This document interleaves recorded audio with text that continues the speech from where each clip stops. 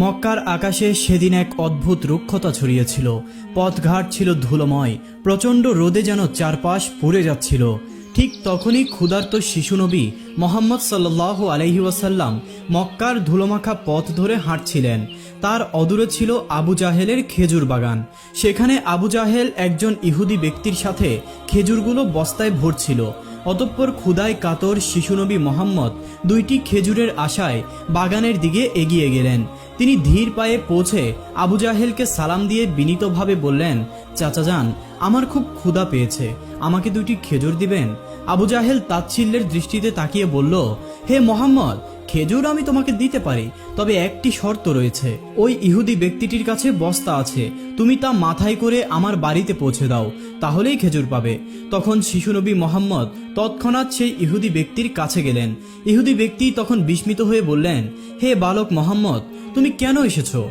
শিশুনবী বললেন, আমি এই বস্তা মাথায় করে নিয়ে যাব।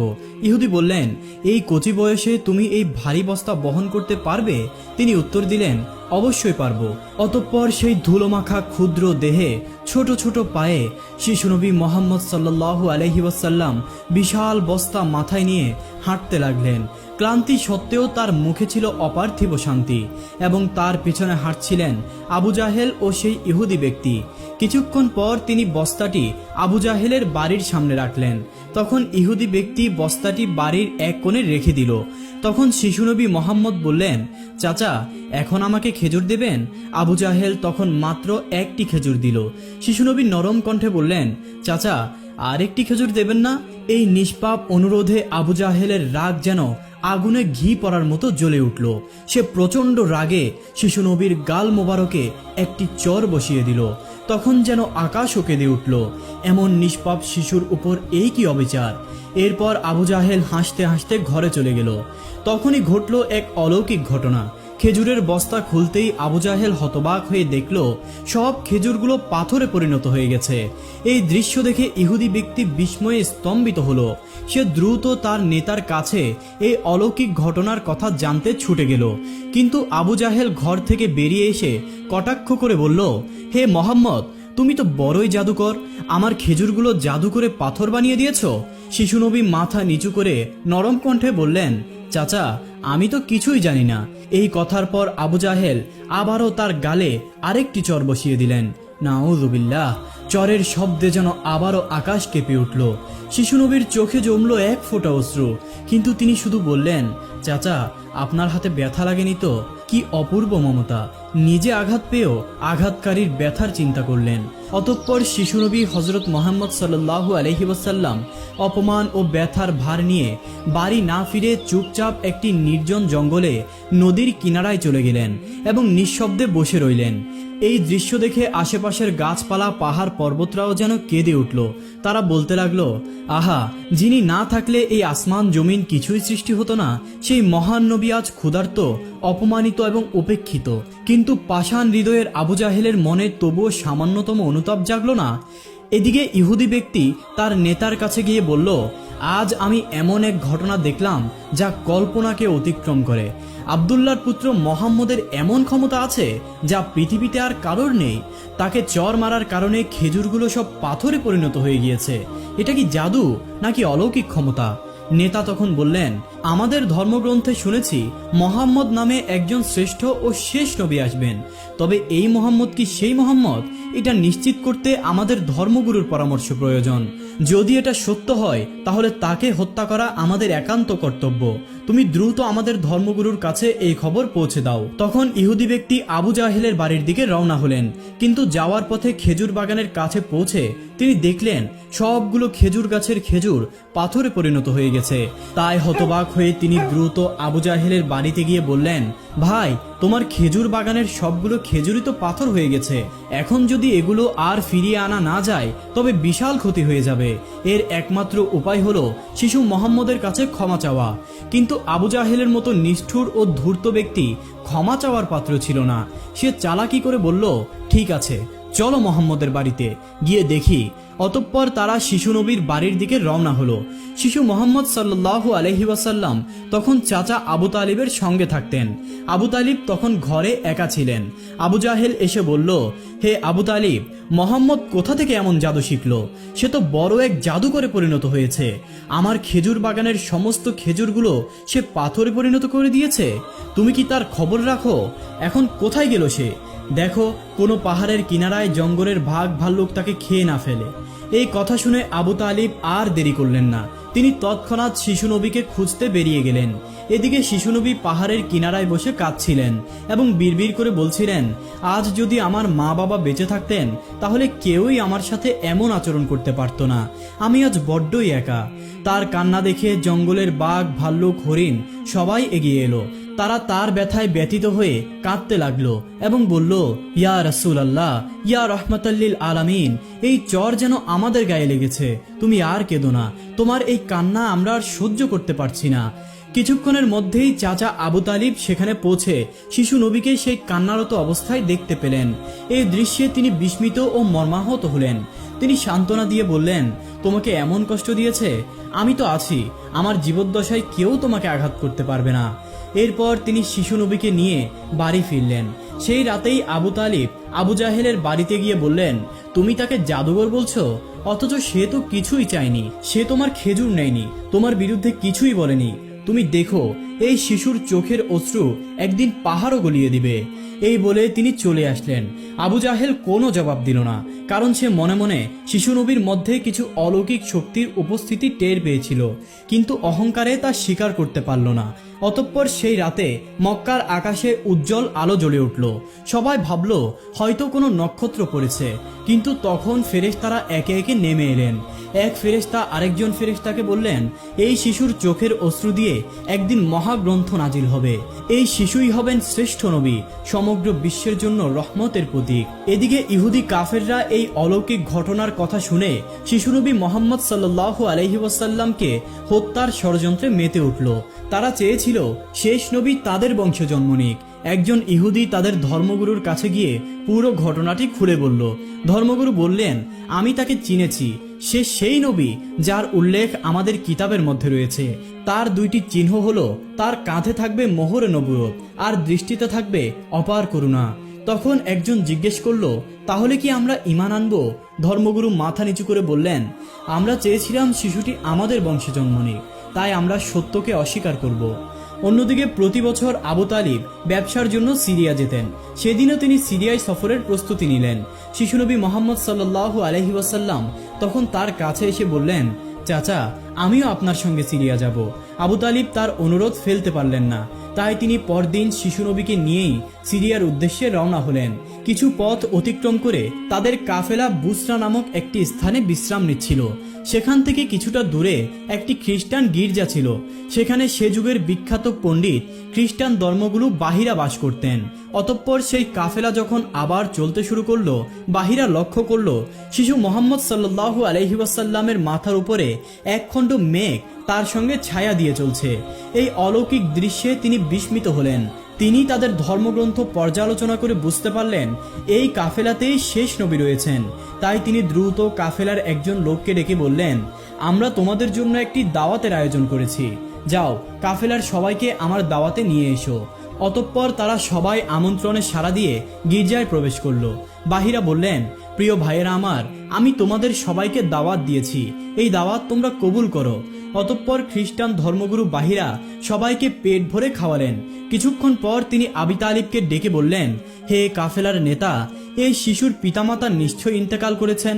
আবু তালিব বললেন, আপনার ধারণা একদম ঠিক, তার পিতামাতা আর এই পৃথিবীতে নেই, আমিই এখন তাকে লালন পালন করি। বাহিরা বললেন, শোনো, তোমার ভাতিজা নিশ্চিতভাবে আল্লাহর শেষ নবী হবেন। তার পিঠের নবুয়তের মোহর রয়েছে, তাকে সব সময় সতর্কভাবে রক্ষা করবে, কখনো একা ছেড়ে যাবে না। ইহুদি ও খ্রিস্টানরা তাকে চিনে ফেললে তারা যে এই শিশুটির প্রাণ নাশের চেষ্টা করবে এতে কোনোই সন্দেহ নেই। আবু তালিব জিজ্ঞেস করলেন, আপনি এসব কিভাবে জানলেন?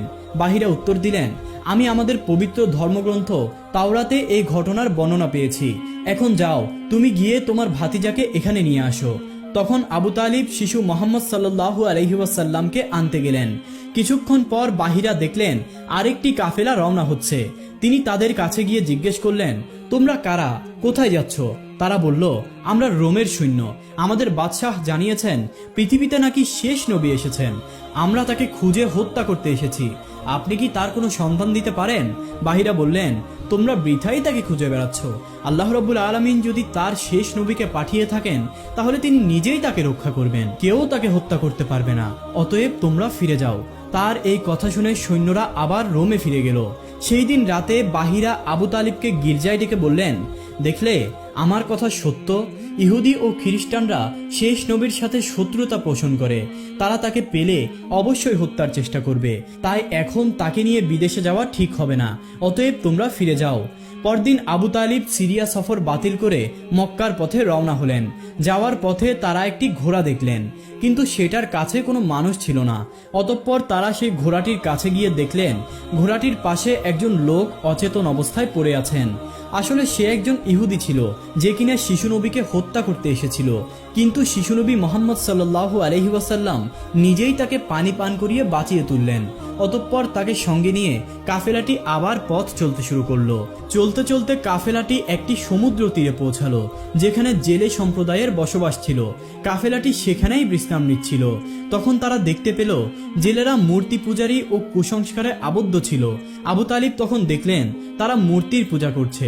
তখন তিনি জিজ্ঞেস করলেন, তোমরা এভাবে মূর্তি পূজা কেন করছো? একজন বলল, আমাদের জালে অনেক দিন ধরে মাছ ধরা পড়ে না, তাই সমুদ্রের দেবতাকে খুশি করতে এই পূজার আয়োজন করা হয়েছে। তখন শিশু মোহাম্মদ সাল্লাল্লাহু আলাইহি ওয়াসাল্লাম দেখলেন একটি বড় মূর্তির সাথে একজন মা ও তার শিশুকে শিকল দিয়ে বেঁধে রাখা হয়েছে। জেলেরা বিশ্বাস করত এই বলি দিলে তাদের দেবতা খুশি হবেন এবং জালে মাছ ধরা পড়বে। তখন শিশু নবী সেখানে গিয়ে সেই মা ও শিশুকে শিকল খুলে মুক্ত করে দিলেন। তখন একজন জেলে তার সম্প্রদায়ের কাছে গিয়ে বলল, যাদের বলি দেওয়ার জন্য বেঁধে রেখেছিলাম একটি শিশু তাদেরকে মুক্ত করে দিয়েছে। এই কথা শুনে জেলেরা খুবই রাগান্বিত হয়ে গেল এবং তারা দ্রুত শিশু নবীকে ধরতে এগিয়ে যেতে লাগলো। আবু তালিব তখন তাদের থামাতে গেলেন।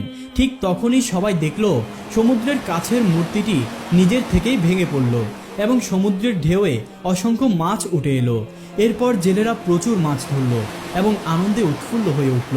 এটা দেখে আবু তালিবও বিস্মিত হয়ে পড়লেন। আসলে শিশু নবী সমুদ্রের ধারে দাঁড়িয়ে আল্লাহর কাছে দোয়া করেছিলেন। তার দোয়ার বরকতেই আল্লাহ রাব্বুল আলামিন তাদেরকে মাছ দান করেছিলেন। অতঃপর কাফেলাটি পুনরায় মক্কার দিকে রওনা হলো। মক্কায় ফিরে শিশু নবী মোহাম্মদ সাল্লাল্লাহু আলাইহি ওয়াসাল্লাম আবু তালিবের ছাগল চড়াতে লাগলেন। একদিন ছাগল চড়িয়ে ফেরার পথে তিনি দেখলেন এক জায়গায় দাস দাসী কেনাবেচা হচ্ছে এবং পুরুষদের গরম রড দিয়ে নির্যাতন করা হচ্ছে এবং মহিলাদের উচ্চ দামে বিক্রি করা হচ্ছে। এই দৃশ্যে শিশু মোহাম্মদ সাল্লাল্লাহু আলাইহি ওয়াসাল্লাম গভীরভাবে কষ্ট পেলেন। তখন তার চাচা আবুল আহাব একজন দাসীকে বেশি দামে বিক্রি করেছিলেন। দাসীর স্বামী এসে মিনতি করে বলল, হুজুর, এমন করবেন না, আমাদের ক্ষমা করুন। কিন্তু আবুল আহাব তার কোনো কথাই শুনল না। ঠিক তখনই দয়ার নবী সাল্লাল্লাহু আলাইহি ওয়াসাল্লাম সেখানে পৌঁছে বললেন, চাচা, এই মহিলাকে বিক্রি করবেন না। আবুল আহাব বললেন, আমি তাকে বেশি দামে কিনেছি, সেই মূল্য আমাকে পরিশোধ করতে পারলে আমি তাকে ছেড়ে দেব। তখন শিশু নবী তৎক্ষণাৎ দাসীর মূল্য পরিশোধ করে দাসীকে মুক্ত করে দিলেন। এর কিছুদিন পর মক্কায় দীর্ঘদিন ধরে বৃষ্টি না হওয়ার কারণে পুরো শহর শুকিয়ে গিয়েছিল। মক্কার প্রভাবশালী নেতারা তখন একত্রিত হয়ে বললেন, আজ দীর্ঘদিন ধরে বৃষ্টি হয়নি বলে আমাদের শিশু ও পশু পাখি সবগুলো মারা যাচ্ছে। আমরা শপথ করছি কাবা শরীফের কাছে গিয়ে বৃষ্টির জন্য প্রার্থনা করব। বৃষ্টি না হওয়া পর্যন্ত সেখান থেকে ফিরব না। এই সিদ্ধান্তে সবাই কাবার দিকে রওনা হলো। আবু তালিবও সেখানে যাচ্ছিলেন। তখন শিশু নবী মোহাম্মদ সাল্লাল্লাহু আলাইহি ওয়াসাল্লাম জিজ্ঞেস করলেন, চাচা, আপনি কোথায় যাচ্ছেন? আবু তালিব বললেন, হে মোহাম্মদ, মক্কায় দীর্ঘদিন ধরে বৃষ্টি না হওয়ার কারণে মক্কা পুরোটাই শুকিয়ে গেছে। মানুষ এবং পশু পাখিরা তৃষ্ণার্ত হয়ে মারা যাচ্ছে। তাই আমরা কাবার বৃষ্টির জন্য দোয়া করতে যাচ্ছি। শিশু নবী মোহাম্মদ সাল্লাল্লাহু আলাইহি ওয়াসাল্লাম তখন বললেন, চাচা, আমাকেও সঙ্গে নিবেন? আবু তালিব বললেন, তুমি এখনো ছোট, সেখানে মক্কার বড় বড় নেতারা থাকবেন। তোমাকে যদি আমি নিয়ে যাই তাহলে তারা আমাকে অপমান করবে। শিশু নবী বললেন, চাচা, দয়া করে আমাকে নিয়ে চলুন। তারা যদি আমাকে থাকতে না দেয় তাহলে আমি নিজেই চলে আসব। তার নিষ্পাপ অনুরোধে আবু তালিবের মন গলে গেল। তিনি তাকে ভালোবাসতেন, তাই তাকে সঙ্গে নিয়েই কাবার দিকে রওনা হলেন।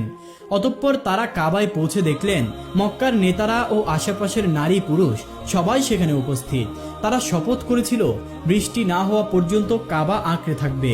নেতারা আবু তালিবকে দেখে বললেন, তুমি কি জানো না আমরা শপথ করে এসেছি? এই শিশুকে কেন নিয়ে এলে? তার এখানে কি প্রয়োজন? আবু তালিব বললেন, মোহাম্মদ তুমি পেছনে চলে যাও। তখন শিশুনবী পেছনে সরে গেলেন। মক্কার নেতারা তখন একসঙ্গে দোয়া করতে লাগলেন, হে কাবার স্রষ্টা, আমাদের পানি দিন, আমরা আর সহ্য করতে পারছি না। এভাবেই সারা রাত কেটে গেল, কিন্তু বৃষ্টি হলো না। সকাল গড়িয়ে দুপুর হলো, তবুও বৃষ্টির দেখা নেই। উপরন্তু কাবার চারপাশ গরমে উত্তপ্ত হয়ে উঠল। তখন কে যেন আবু তালিবের পেছনে জামা ধরে টান দিল। তিনি পেছনে তাকিয়ে দেখলেন শিশু মোহাম্মদ সাল্লাল্লাহু আলাইহি ওয়াসাল্লাম তার পেছনে দাঁড়িয়ে আছেন। তখন তিনি রেগে গিয়ে বললেন, মোহাম্মদ তুমি এখানে কেন? শিশু নবী বললেন, চাচা যান, আমাকে যেতে দিন, আমি দোয়া করলে আল্লাহ তাআলা অবশ্যই বৃষ্টি দিবেন। আবু তালিব বললেন, এখানে মক্কার বড় বড় নেতারা দোয়া করেও বৃষ্টি আনতে পারেনি, আর তুমি এই কচি বয়সে কি করবে? এটা একেবারেই অসম্ভব, তুমি পেছনে চলে যাও। তখন শিশুনবী আবারও পেছনে চলে গেলেন। অতঃপর সেই নেতারা পুনরায় দোয়া করলেন, হে কাবার স্রষ্টা, আমাদের পানি দাও, কিন্তু তাতেও বৃষ্টি হলো না। তখন ক্লান্ত হয়ে সবাই বিশ্রাম নিচ্ছিল। আবু তালিব পেছনে তাকিয়ে দেখলেন শিশুনবী আবারও হাজির। তখন তিনি আবারও রেগে গিয়ে বললেন, হে মোহাম্মদ, আবার কেন এসেছো? শিশুনবী বললেন, চাচা আমি আপনার ঘাম মুছতে এসেছি।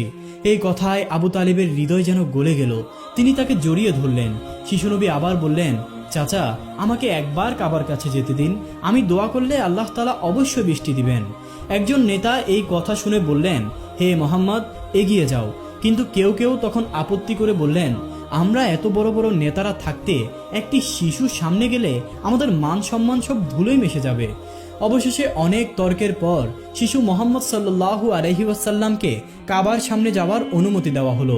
তখন তিনি কাবার কাছে গিয়ে আকাশের দিকে মুখ তুলে আল্লাহর কাছে দোয়া করলেন এবং সঙ্গে সঙ্গে মুষলধারে বৃষ্টি শুরু হলো। মক্কা বৃষ্টির পানিতে ভরে গেল এবং সবাই আনন্দের সহিত বৃষ্টির পানিতে ভিজতে ভিজতে নিজ বাড়িতে ফিরে গেল। প্রিয় দর্শক, আমাদের প্রিয় নবী হযরত মুহাম্মদ সাল্লাল্লাহু আলাইহি ওয়াসাল্লাম শুধু একজন নবীই ছিলেন না, বরং তিনি ছিলেন মানবতার জন্য শ্রেষ্ঠ আদর্শ। তার জীবনের প্রতিটি অধ্যায় আমাদের শেখায় ধৈর্য, ক্ষমা আর ভালোবাসার মূল্য। যারা তাকে কষ্ট দিয়েছিল, তাকে আঘাত করেছিল, তাদের জন্য তিনি দোয়া করেছেন। তাই আসুন আমরা সবাই নবীজির এই মহান আদর্শ নিজেদের জীবনে ধারণ করি এবং তার সুন্নাহকে পরিপূর্ণ অনুসরণ করে জীবন গঠন করার চেষ্টা করি। আল্লাহ রাব্বুল আলামিন আমাদের সেই তৌফিক দান করুন। আমিন।